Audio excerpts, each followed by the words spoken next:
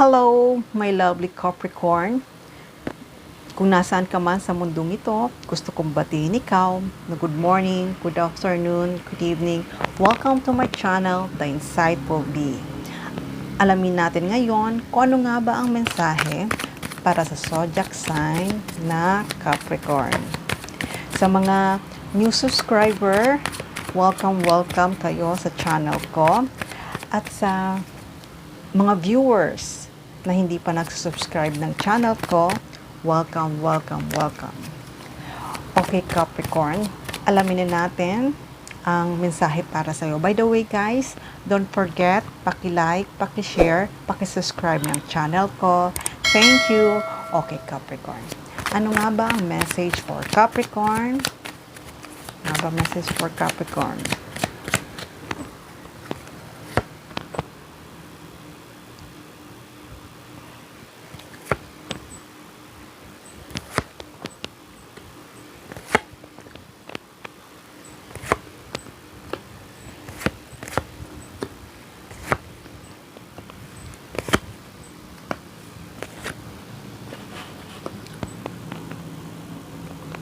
Ayusin muna natin, Capricorn, ang card.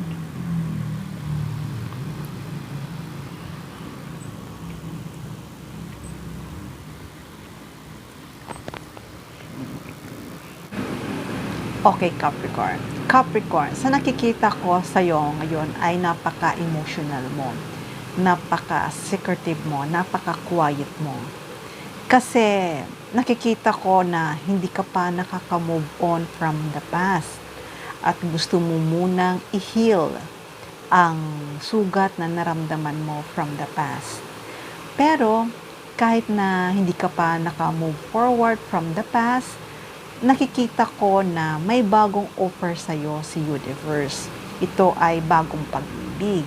Pero sa nakikita ko na ayaw mo munang tanggapin ito. Pero sa hindi mo lang alam na itong offer na to na para sa iyo ay ito yung true love mo. Kasi iniisip mo kasi na baka mamaya na pag may dumating na naman sa iyo ng bagong pag-ibig ay masasaktan ka na naman o kaya naman ay iiwanan ka na naman. Kaya ngayon ay nakikita ko na napaka-quiet mo, napaka-emotional mo at ayaw mong ipakita sa kanila na yung naramdaman mo dati from your past. Pero okay lang yan, nakikita ko naman na nag-heal ka muna.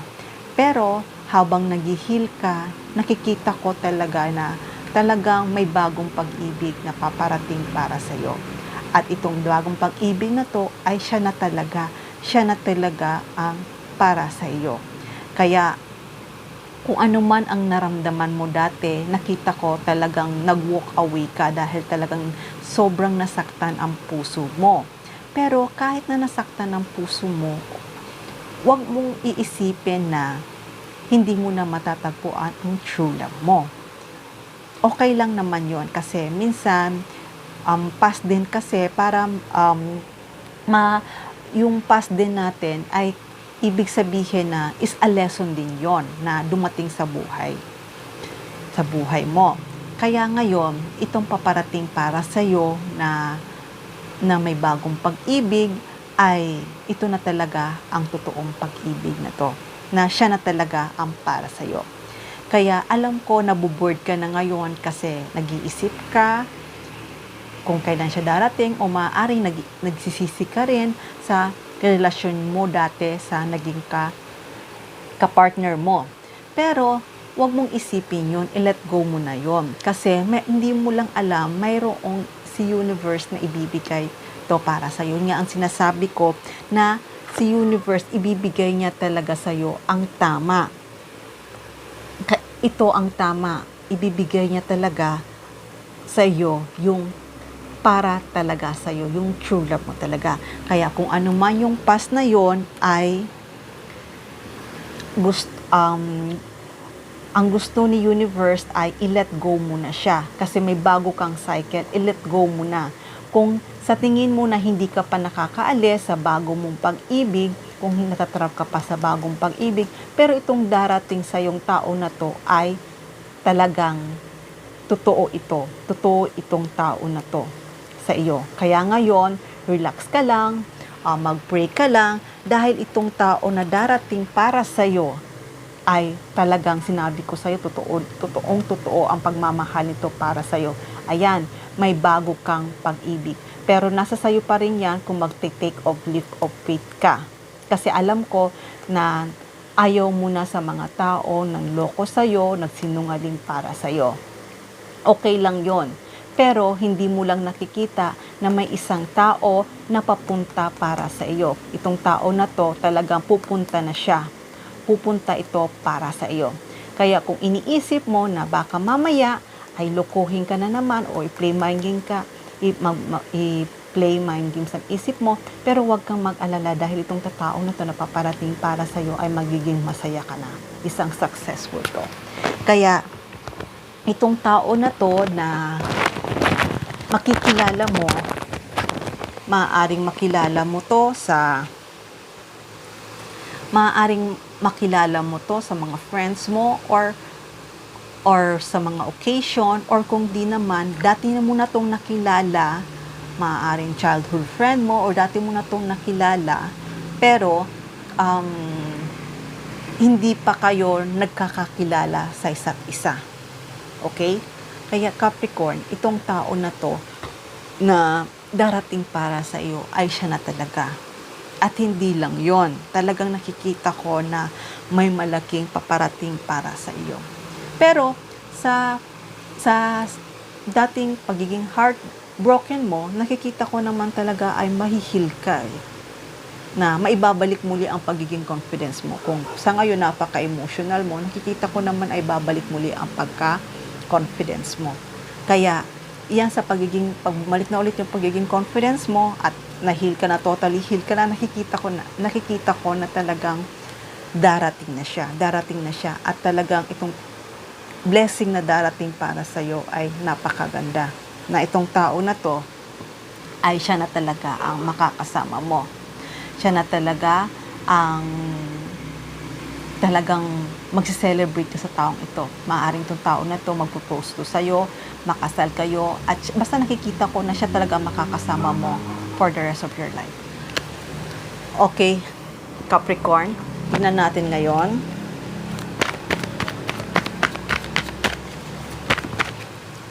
Kaya, Capricorn, nakikita ko naman talagang handa ka nang harapin muli ang bago mong pag-ibig. Itong bagong pag-ibig na to, yun nga ang sabi ko sa'yo, may magandang offer ito para sa iyo. At alam ko na mag-i-enjoy ka at magiging masaya ka. Kaya ngayon, habang ngayon ay nag-heal ka at minamahal mo ang sarili mo, nakikita ko na talagang mas lalong ma-attract mo itong taong para sa'yo.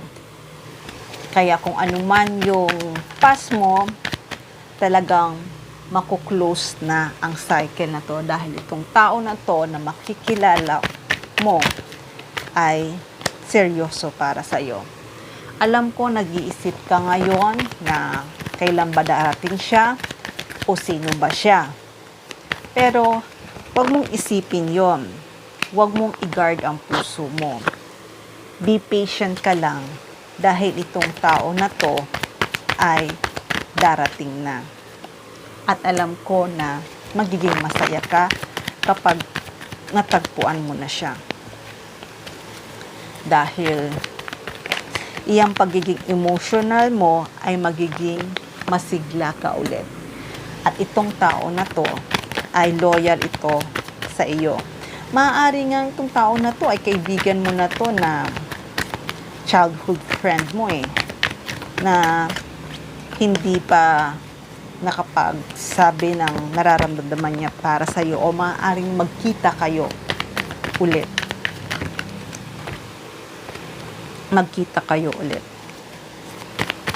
Pero nakikita ko na talagang may heal ka. Kung ano man sakit na nararamdaman mo, may heal ka. at lalong magkakaroon ka ng confident at lakas sa sarili mo at lalo mong ma-attract ito. Kaya sinabi ko sa'yo, kahit sa ngayon ay hindi mo pa nakikita itong tao na to, ay makikilala mo na. Kung dati nasaktan ka dahil sa separation yung dalawa, pero itong tao na to ay handa niya muling ayusin ang pusong nasugatan. Handa niyang ayusin at punan ang pagkukulang na hindi mo na naranasan sa mga ibang karelasyon mo. Dahil itong tao na to ay imo-motivate ka nitong tao na to. Yun nga sabi ko, masyashock ka dahil itong tao na to ay bigla-bigla na lang to na mag-o-offer ng something sa'yo na gusto kanyang makasama. Baka mamaya mabigla ka dahil itong tao na to ay gusto niya na magsama na kayong dalawa. Kaya Capricorn, sa nakikita ko ay paparating na siya. Handa na itong tao na to na pumunta sa iyo. Mahal na mahal ka nitong tao na to. Mahal na mahal ka nitong tao na to. At kung sa ngayon, nag-iisip ka kung mayroon pa bang tao na magmamahal at tapat para sa'yo, oo.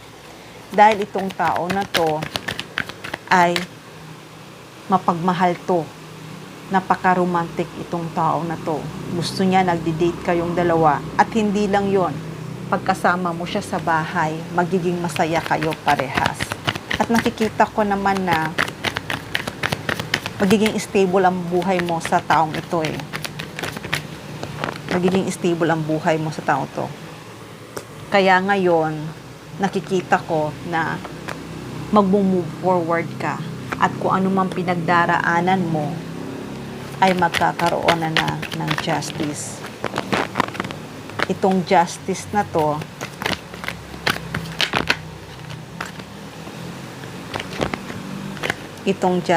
to ay mababago lahat.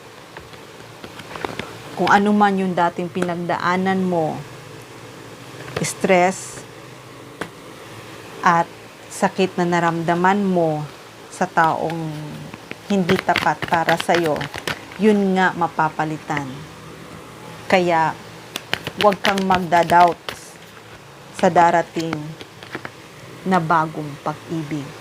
Dahil itong darating na bagong pag-ibig ay siya talaga ang emperor mo. Siya talaga ang kamatch mo.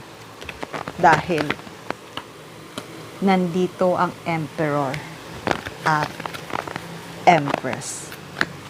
Kayo talagang dalawa ang pinagtagpo at kayong dalawa talaga ang magkakatuluyan. Kaya Capricorn, itong tao na to, siya talaga ang partner mo, siya talaga ang lover mo, siya talaga ang soulmate mo, twin mo, siya talaga. Kasi nandito ang emperor at saka empress. Siya talaga ang para sa'yo. Okay Capricorn, hanggang dito na lang muna ang mensahe na to. Huwag kalimutan, paki-like, paki-share, paki-subscribe ng channel ko. Hanggang sa muli, love and peace. Mwah.